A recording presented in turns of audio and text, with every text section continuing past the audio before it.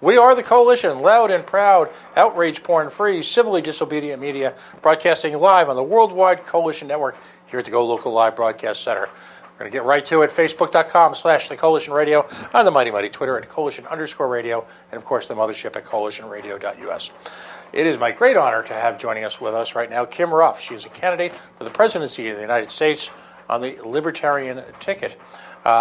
She has been on the show a number of times, but wanted to come on tonight to serve as sort of a, kind of a coda, a wrap-up, if you will, to the kind of conversations that we as a party have been having, as Kristen just mentioned, for, close to 40 years, that we encapsulated and put permanently into our platform as a plank just a couple of years ago, thanks to the good work of Sarah Daggers and her crew. But why this is such a critically important issue, not on a first level, just because of the issue, but because of what this represents, if you will, to freedom, to self-ownership, to control over one's body, all the issues that libertarians represent. I always like to say we represent the ultimate party of choice. We believe in choice for everything. Kim, welcome to the show tonight. Hi, Pat. Thank you so much for having me on. I appreciate it. So what are your thoughts? If you are running for the presidency of the United States, how does this issue speak to you and to the larger issue of freedom? There's two aspects of it that are hugely important and I want to focus on. One of them is the fact that at the very core of libertarian philosophy is the belief that you own yourself. Your body, your property, the fruits of your labor, that belongs to you, and no one has a right to infringe on that. So a natural progression of that concept is the recognition that sex workers have the right to do with their body what they choose to do. And if they do it for economic gain, bully for them. If they choose to do it for something else, that's a prerogative. It's their body, their choice. So bodily autonomy, property rights, that is sacrosanct in our view as libertarians, and that's absolutely why we're advocates for sex workers. The second aspect of it comes to the whole fact that if you're not willing to stand up for the rights of any of your fellow man, whether or not you agree with what they do with their life, then who's going to stand up for yours when they're violated? So it's incredibly important that we recognize that sex workers are penalized and a marginalized group in our society, and stop using our moralistic views to permit them to be abused by government. We have to stand up for them just as we hope that they will stand up for us when our rights are violated, and so on and so forth. So that's the two aspects that are hugely important and need to be addressed. The government has essentially weaponized a prior guest referred to it as the sexual worker government industrial complex. They've weaponized the entire criminal justice system, if I can even dignify it with those terms, to create a pipeline to prison and then a permanent marginalization that I haven't seen, since the war on drugs. Do you find similarities between the two wars on, if you will?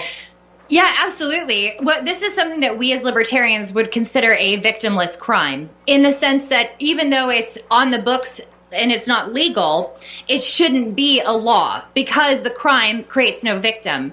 Nobody is stolen from, nobody is abused, nobody's enslaved, nobody's murdered if somebody chooses to engage in sex work. So to penalize somebody simply for doing something that you may disagree with would be considered a victimless crime. And anytime we cage people or we financially penalize or curtail the rights of individuals just because they engage in behaviors we disagree with, that's a victimless crime and something that we wholly reject. So yes, just like the war on drugs does that for people who produce, distribute, and possess narcotics, the same thing is what's going on with sex workers. They should not be in prison. They should never be serving time for anything that they engage in unless they actually harm somebody. And sex work in and of itself never harms anyone.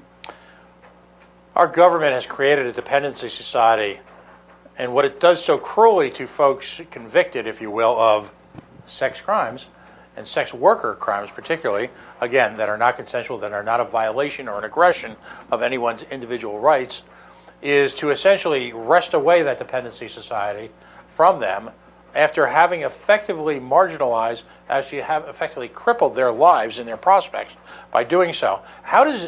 What are the motivations of government in a situation like this?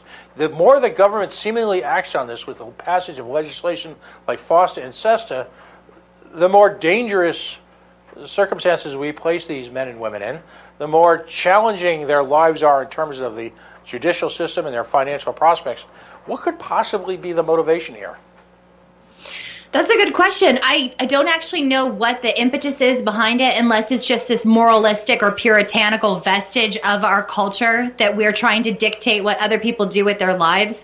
But there may be somebody who has something to gain from them being penalized. Maybe they find it's so funny too, because if you actually look at the private behaviors of so many people in positions of authority or power, they patronize sex workers, but then turn around and penalize them in their decision making or their legislation. So I don't know exactly what the prime mover is there for them, but there's no actual reasonable, ethical, or moral logic behind what they're doing. If you could, speak to the type of resources that, much like the war on drugs, that we've invested in terms of, again, eradicating a victimless crime, for which there seems to be, by the way, untouchable, undeniable, incredible demand for. Is there never an end to the hypocrisy of this? Yeah, absolutely. At the core, it is hypocritical. And on top of that, I mean, coming from the perspective of being a project manager, operations director, I always look at things in terms of time that's invested. So you think about all the people that we're paying to make the legislation, all the people who are responsible for interpreting it, all the people that are paid to enforce it, the sting operations that they set up. It's a huge amount of capital just wasted in the initial front end. And then when somebody actually goes through the criminal justice system, they're put in prison, they're fed, they're watered, they're monitored, they have guards. All of that costs a huge amount of money. And for what purpose? To tell somebody who does with their body what they will that they aren't right? It's hugely costly, and it's totally unethical. I'm going to ask you an incredibly open-ended question. One of your opponents, Senator Elizabeth Warren, has voted in support of FOSTA and SESTA and has supported legislation that effectively conflates, if you will, trafficking with consensual sex work. There's a very real chance that we hope that you'll actually might be on a debate stage with her at some point in the future. At one point she was a favorite, now middle of the pack, who knows. But if you had an opportunity on a debate stage, what is the message that you would give to an Elizabeth Warren who, despite someone who claims to be empathetic to the cause of women and speaks so with such great certainty towards body autonomy when it comes to choice, when it comes to reproductive rights, what would you say to her given the opportunity? Well, I think the biggest thing is that when has prohibition of any kind ever functioned properly? When has it ever actually served to address the issue you're trying to address? In the case of sex workers, when you're penalizing consenting adults for engaging in consensual acts, what you're effectively doing is creating a black market system, which makes it harder for them to vet their clientele, makes it harder for them to have a network that's safe for them, and drives them further underground and puts them at extraordinary risk, notwithstanding the fact that they're being effectively hunted by the police state. So if your goal is to try and reduce harm, why would you enact legislation that only proposes to create greater harm? That's not logical. That's not helpful. You're not doing anyone any favors when you do that. It doesn't address sex trafficking. All you're doing is punishing consenting adults. You know, it speaks to the liberal ideology on so many levels that, as I spoke with an earlier guest, that in order to save the village, we have to effectively burn it. Right. Do you feel like this issue is a microcosm of the entire, and really an indictment, if you will, of the entire American criminal justice system? Yeah, absolutely. I think this is absolutely why we as libertarians are big proponents of making sure everyone has the information about jury nullification. The fact that you as a juror have at your disposal the opportunity to say, this person may be guilty of breaking this law, but this law in and of itself never should have been on the books. Therefore, I find them not guilty. We have a situation where legislators are putting together laws, and just because it is illegal doesn't mean that it is something that is wrong. So that's what we really need to weigh as a society. We need to be able to and I think this is where we come from as libertarians anyway, is that you should be your own moral compass. You should make the decision or the determination about what's permissible or acceptable. There's a couple of major no's, like obviously don't murder, don't enslave, and don't steal from others. But above and beyond that, it's up to individual choice. And we should have that full menu at our disposal instead of having a small group of bureaucrats make that decision for us and then punishing us because we didn't adhere to these unethical laws. As it's currently constructed, the American criminal justice system, and I'm looking at it from the global perspective, starting at the highest levels, our court system, through the Department of Justice, through the seemingly endless alphabet soup of criminal agencies, the FBI, the CIA, the NSA, all one have to do is go to a notorious case we discussed a few weeks ago, a young man named Ross Ulbricht, to understand that they can all very easily work in concert, I should say. But the prevailing theme is money.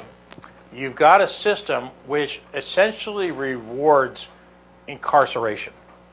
It's outcome-based at an extreme that I don't think we've seen in American history before. And when I say that, we're not overtly writing a check to people who incarcerate a young man or woman or someone who's trans, but we may as well if, in fact, our federal funding, to which we must all pay homage to every day, because so much has been taken away from the states, and you've got these unfunded mandates, and then you've got the if you will, the carrot of federal funding standing over criminal justice agencies, large and small, from the smallest municipal police department on to the FBI. So when you've got a situation that's constructed where you essentially reward people with additional salaries, additional resources, and this grotesque militarization, in order to translate into these conflated, created crises, the war on, fill in the blanks. It's become a standing headline. And the czar, who's in charge of that perspective, war on. How does a libertarian propose to deconstruct that so we understand that a criminal justice system is to prevent property rights and physical harm to the individual only, should not be predictive in nature, should not make, as you pointed out so aptly, these great moral judgments? How do we deconstruct that as a libertarian? Well, I think a lot of that requires almost a re-education in a way of society, because the original Jeffersonian model of jurisprudence was built on the same concepts that came out of the Magna Carta and the rights of Englishmen. The idea that prosecutors exist, the prosecutors for the state or the federal government exist to seek the truth, not necessarily conviction. And you have both mens and actus rea, which is you have to have an intention to break a law, which if you have 27 yards back to back of law, how do you know that how could you actually intend to break it necessarily? And then, of course, the act, and then evidence to prove that you did indeed do it, which is beyond a reasonable doubt. There are supposed to be these certain fail-safes, but because we reward prosecutors for convictions and not for finding the truth, and because we have this criminal justice to prison pipeline that we've created, and because we reward people for arresting or getting that quota, we've basically made it profitable for everyone tangentially involved with it to be engaged in it. So we have to teach people that this is the purpose of the criminal justice system. This is what it was designed for.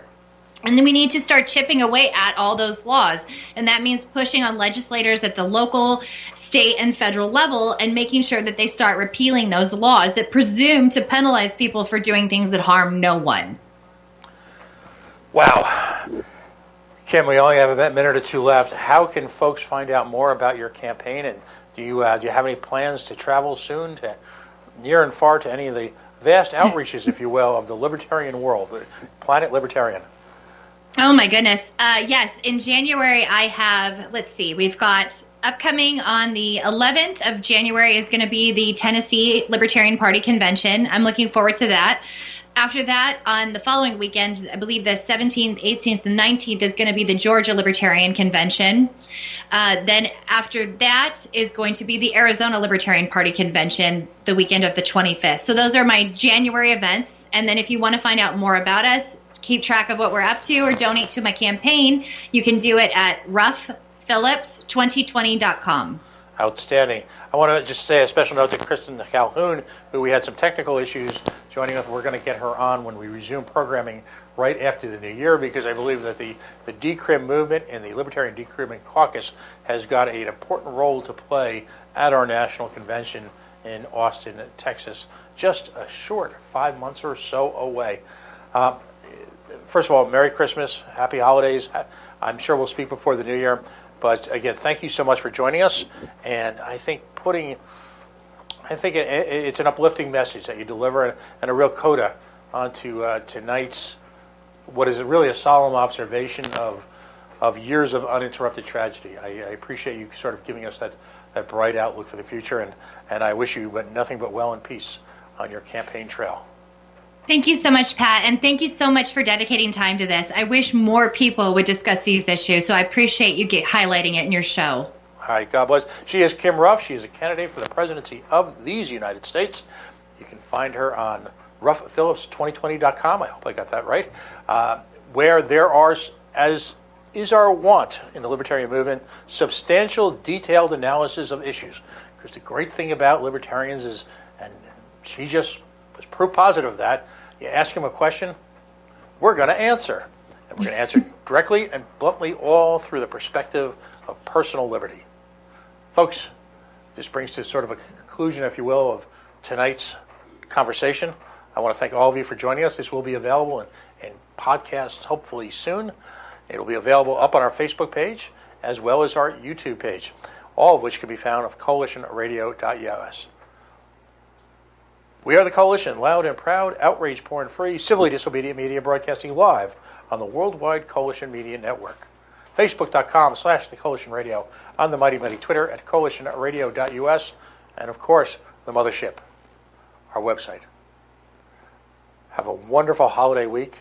We'll be off next Friday, but we'll rejoin you in the new year with, again, conversation about issues and challenges facing us as a society, as a body politic, that you probably won't find anywhere else. God bless all of you, and we'll see you soon.